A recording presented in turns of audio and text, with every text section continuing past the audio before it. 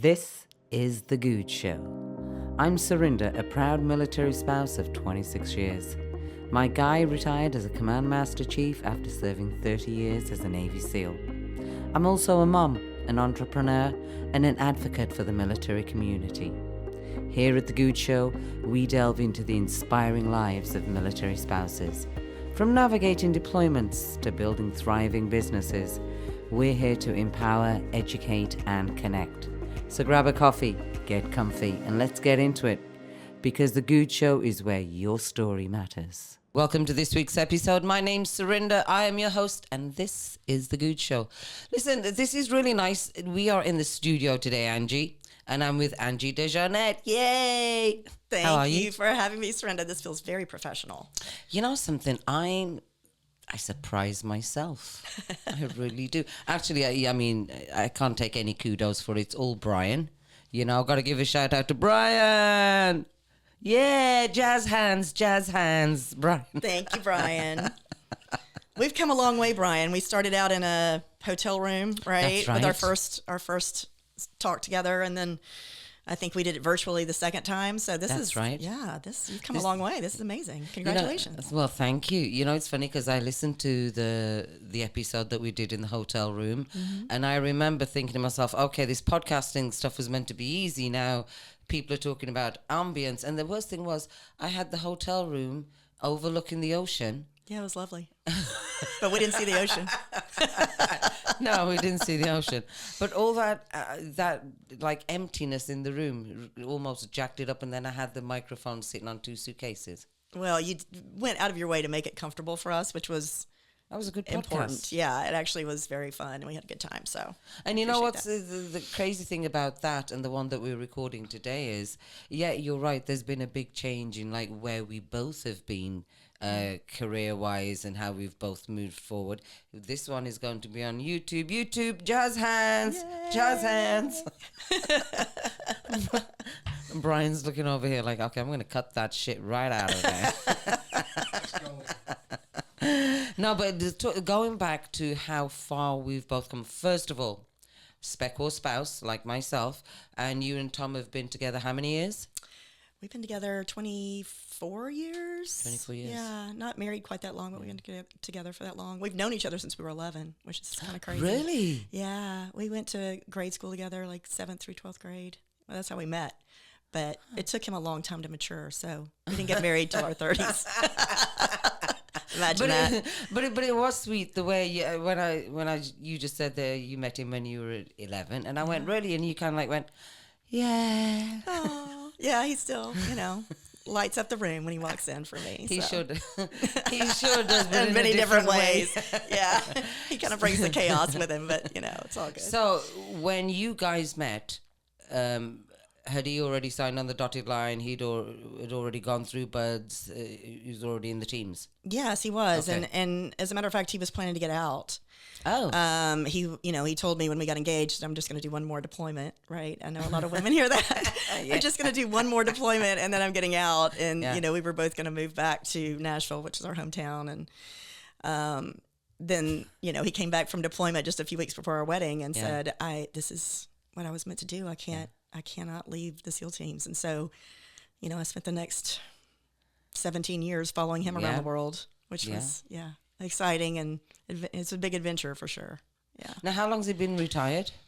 He retired in 2019. So, and that transition for us was really a hard one. You hear a lot about transition away from the military, and we definitely struggled as a family through that time period. And, to some extent, we're still trying to figure it out. Mm-hmm. It's not just the year or two around that transition that is different. It's like, you kind of establish a whole new relationship. Yeah. So it's like, I was explaining to somebody the other day, young gal, Naval Special Warfare, God bless her. She hasn't even experienced a deployment yet. And I said to her, listen, the only thing, I can only tell you what I know. And what I know is that the guy that I married 26 years ago is not the same guy today. Some of that has to do with, obviously, with the nature of the job. Sure. And some of that is just to do with, growing up, getting older, I'm not the same person that he married, so yeah, and when they come to retire, because my guy retired same time as Tom, maybe a year before. See, I'm really bad with dates and stuff like that. I forgot our anniversary once. I think it might have been just a little bit after. I think he stayed in a little bit longer than Tom did. Okay. But it's redefining the whole relationship. Basically, you're both sort of losing your identity as, he's losing his identity as a SEAL, and you're losing yours as a military spouse at the same time. And so, just figuring out what that looks like going forward is really a difficult conversation to have. And so, it's been a ride. For sure. Now, is it because of your experience, the transition experience, is that why you set up the Steps Foundation? Because now, obviously, like myself, I mean, I got to be honest with you, Angie, I've made it no secret, Steps Foundation has helped me in many different ways, but is it because of your that transition experience that has led you, to forming the Steps Foundation and helping, other spouses post-retirement? Yeah, absolutely. I mean, this was 100% born out of my own need, right? So I went around to a lot of different organizations that were supporting my husband, and I asked them for assistance. And at the time, there weren't many programs out there that were set up for the spouses. There were a few, but they existed where you had to come with your spouse to take part in the program. Yeah. And when you have younger children, that's impossible. You can't be there at the same time that your spouse is there. So I started asking for something specific for the women, right? And I kept getting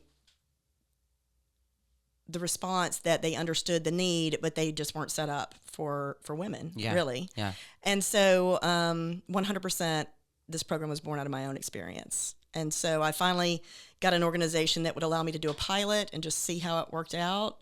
And we started developing programs that were specifically designed for women. Okay. And we got tremendous feedback from the spouses that being supported while their husband was being supported allowed the entire family to transition with less anxiety and less stress. And so we knew that we were having immediate impact for those families. And I'm glad that you mentioned the word family, because it is a family that transitions, not just a service member, not just a spouse. I mean, I remember talking to my kids, I remember talking to Jordan, who was a couple of years after Goode had retired. And, we're BSing in the car, and she went, Mom, it was really weird having Dad home every day, and, and Dad's picking me up from school. And I looked at her and I thought, wow, it never dawned on me how it affects kids, how it affects the whole family as a unit until that point, So I'm glad you mentioned families, because...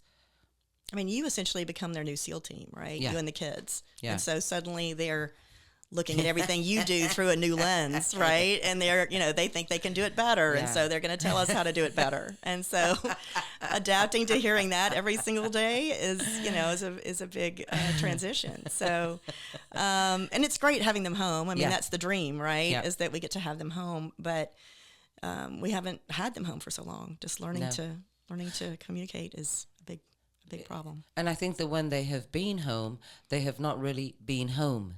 Right. I was telling somebody the other day about, I've had 14 deployments. I don't know how many exercises, but anytime he was home, he was on an exercise. Yeah. He was working up for the next deployment, right? Yeah. So 14 deployments. That's insane. I did not realize that. That's a lot. That's crazy, isn't it? Goode told me one night, I asked him, I'm like, dude, I don't know. I mean, after a while you lose count. I mean, remember, I forgot the anniversary. Right. So, but I mean, you were in fight or flight for, how long was he on? 30 years, 30 years. Yeah. So you're going to forget a few things along the way there. I know. And it's crazy, because going back to your point as well, I've said to spouses, it's crazy, because we all, our only want really at the end of the day is, okay, after your service, you come home, we are a family unit, and we move forward as normal, and then there's a lot of things that happen there. It's like I said to somebody, we don't get the blue jacket manual. We don't get that. So we don't, until I experienced the transition, I didn't experience it. Nobody could tell me about it. Sure. But there's no guidance, no, until smart people like yourself come along. And, before we go into the steps, I want to ask you something. You had an idea. Mm-hmm. What did you do? Because you made it sound very simple then, Angie. I had this idea. I was going to set this up. I went to a foundation. We did a pilot, and here I am. Yes, it was not simple. No.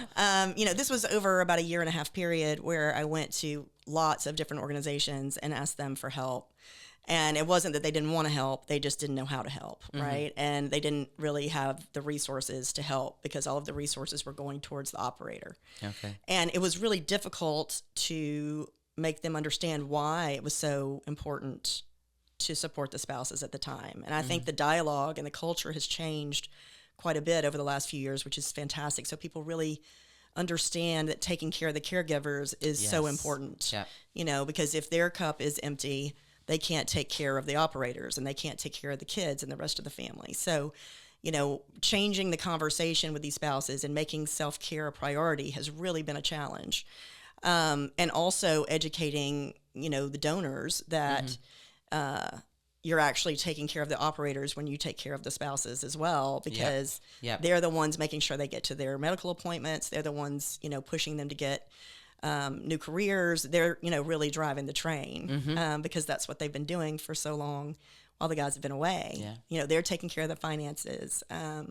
So it's really, having to change the conversation. It was not easy in the beginning. It was very frustrating.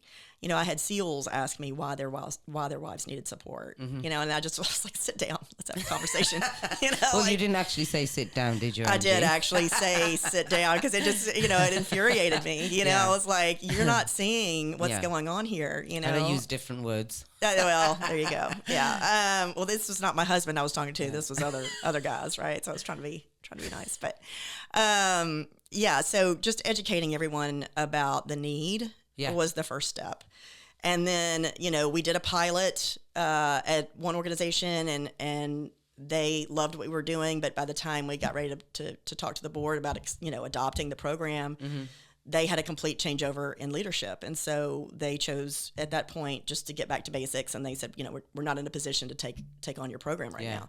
So that was kind of devastating. We had this really successful pilot and then we had to find a new home for it. And so, then we moved to another organization and we were able to grow the programming and get some great feedback from the spouses over the next 1.5 years. And it took me some time to figure out what the STEPS Foundation would look like. Yeah. And so that gave me the opportunity as like a soft landing to kind of continue the programming and develop the idea behind it. And so, this was about 3 years in the making. And then in December of last year, we finally went out on our own as the STEPS Foundation. And STEPS was an acronym I came up with one day because it started with spouse, right? It's all about the spouses for me. I mean, these are the women, the extraordinary women that supported me through 20 years of service. And so to be able to give back to them is huge for me. So spouse transition enrichment programs and support is where STEPS came from. And so I didn't realize at the time that there were so many STEPS foundations out there, right? There's STEPS, which is Support the Enlisted Project, which is fantastic. But so, it's sometimes we're hard to find on the internet, but it means a lot to me that it's all about the spouses. So now, because I've been through a couple of your programs, but so as the service member retires, there are obviously things available to the service member that he goes and does whatever he needs to get done. But spouses can come through to you and you have you offer different kind of modalities at your retreats.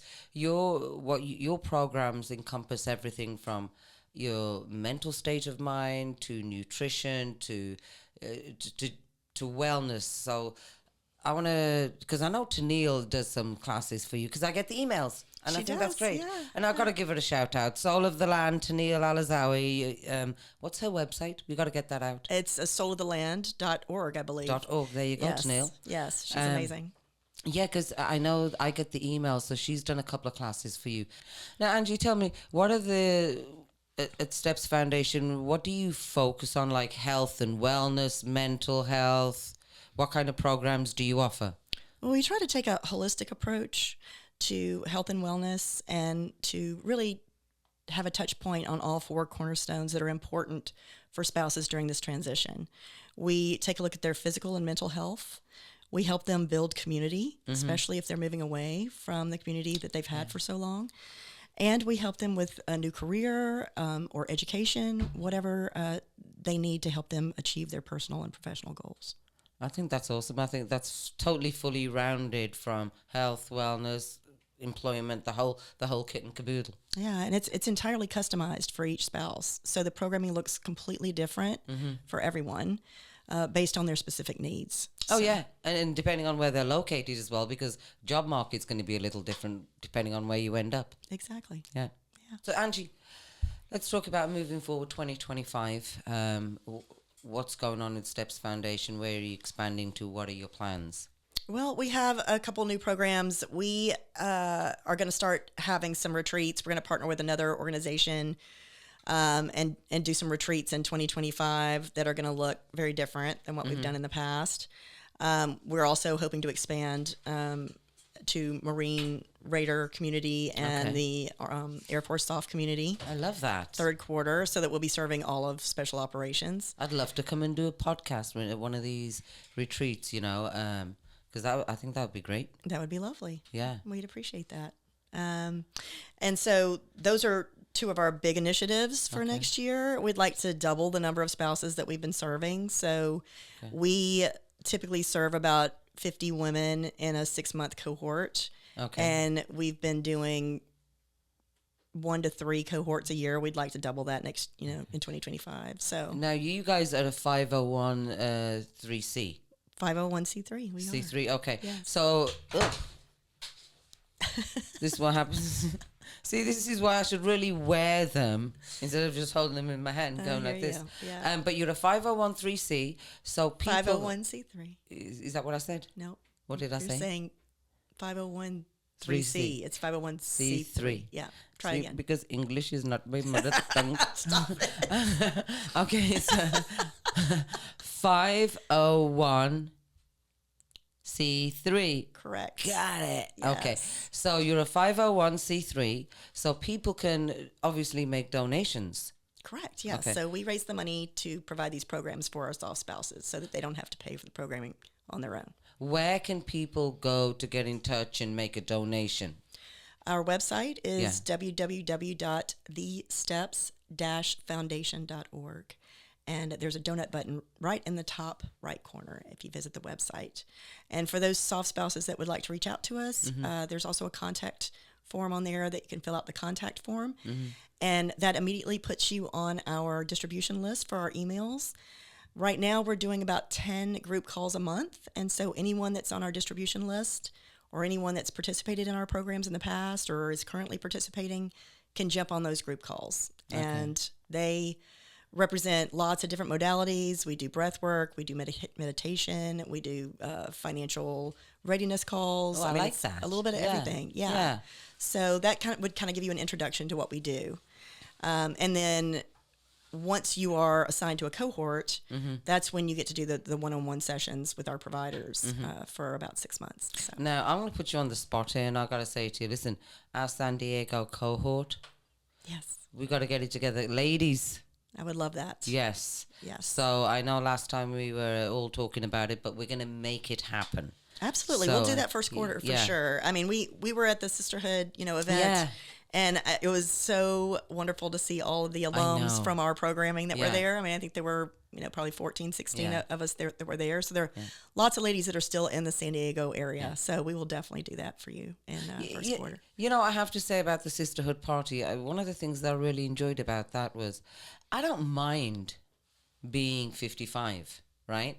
I love it. I looked at every other young spec or spouse in the room and I thought, ladies, you got no idea. Right. No, I didn't. But you know what I mean? Yeah, but they're just starting this journey, right? Like they got, it's going to be a long road for them. Yeah. But it was nice as well to get all the OGs up around the tree, just to have that photograph, just of everybody together, because throughout my whole time knowing you, Neil, a core group of us, it's kind of like we went through, you know, we went through 2006, we went through all those times together, and it's important. Yeah. I feel like, you know, mentorship in our community is really important. Yeah. And there are so few of us that are sticking around in San Diego now because, you know, it's so expensive to live here, for That's one true. thing, right? Yeah. Those of us that are here probably, you know, have been in the same living situation for a long time. Yeah. So it's nice to get together and get together with the younger spouses and, you know, tell them what we've learned over the years. I think that's really important in our community. You know, it's crazy because one of the biggest things that hit me through the transition that really did affect me, I think, was, and I've said this before, I had 3 of my really good friends, you know, Christine. I mean, she lived right around the corner from me. Right. And anytime Goode and I got a little bit, you know, I'd jump in the car, run around, whatever kind of deal. And then in a year, 3 people moved. I was under some crazy impression the whole time that people lived in San Diego.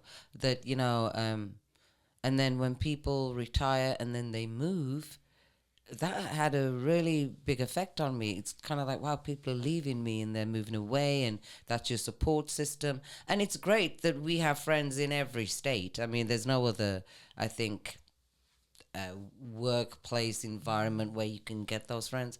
But I think that's sometimes one of the downsides. Oh, I agree. You know? And that's one of our cornerstones is rebuilding community for those women. Yeah. Right. So that's why a lot of what we do is virtual. That's why we have these group calls where they can jump on and they can talk to someone that's going through the transition right now, or they can talk to someone that's been going through it for 5 years already, you know, and like learn from those conversations. Yeah. So the community piece of it is super important for everyone, but, you know, especially for our community, because unless you've been through what we've been through, you know, through 20 years of war, you really can't relate. You really just don't understand what that feels like. And so it's nice to be able to talk to other women that get it.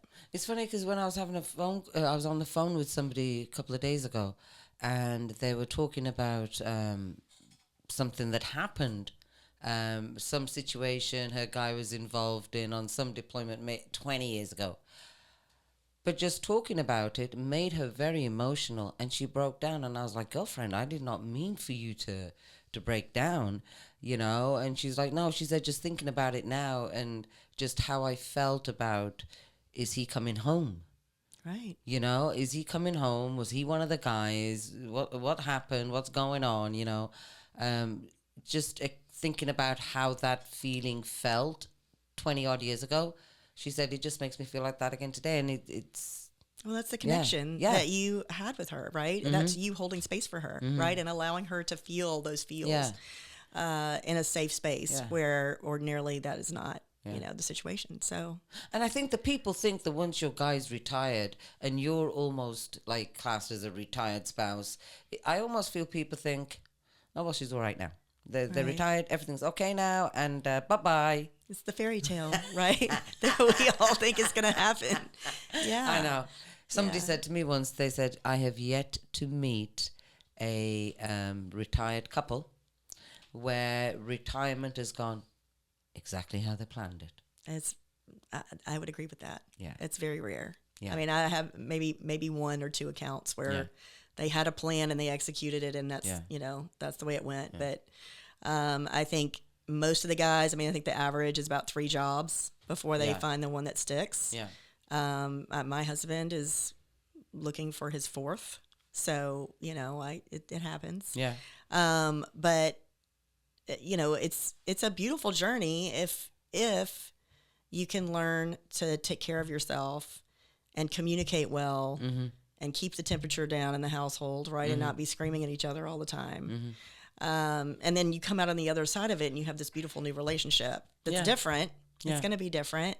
But it can be sustained, right? Because you can't sustain the way we've been communicating for the last 20 years. Yeah. So, things have to change. Now, listen, before we go, I'm going to make a point of this in 2025. You're a small business. I'm a small business. Okay. So what is your Instagram handle? We're going to get everybody to go and follow Steps. It's a Steps Foundation. Angie's going to find hers, but mine is The Goode Show. So, military spouses, we're growing our businesses. Drop me your Instagram handle. Let's either get you on the show or let's follow, like, share. Angie? Our Instagram handle is at @thesteps_foundation. So follow us on Insta. @thesteps_foundation on Instagram. So again, we're both growing our business, so we'd like you to go to IG and follow us both. Angie, it has been so good to catch up with you. It's always a pleasure, Serinda. You got to keep us abreast of things that are happening at the Steps Foundation, any new modalities that you bring out so we can keep people informed. And hey girl, anytime your success stories want to come on and rant and rave, that would be great too. Oh, great. I would love that. Yeah. And we have a lot of spouses who have really had transformational journeys and would love to share that with you. So happy to introduce you. Okay, once again, thank you very much for Angie Dejarnette from the Steps Foundation. Tune in 2 weeks' time. My name's Serinda, and this is The Goode Show. Thanks for tuning in to The Goode Show. I hope you have been inspired by today's conversation. If you loved what you heard, help us spread the word. Follow me on Instagram @The Goode Show. As military spouses, we all have stories to share, experiences, resources, and support. I want to hear your story and highlight your business. Let's connect, DM me, or visit serindagoode.com to share your journey. Until next time, take care, stay inspired, and keep doing good things.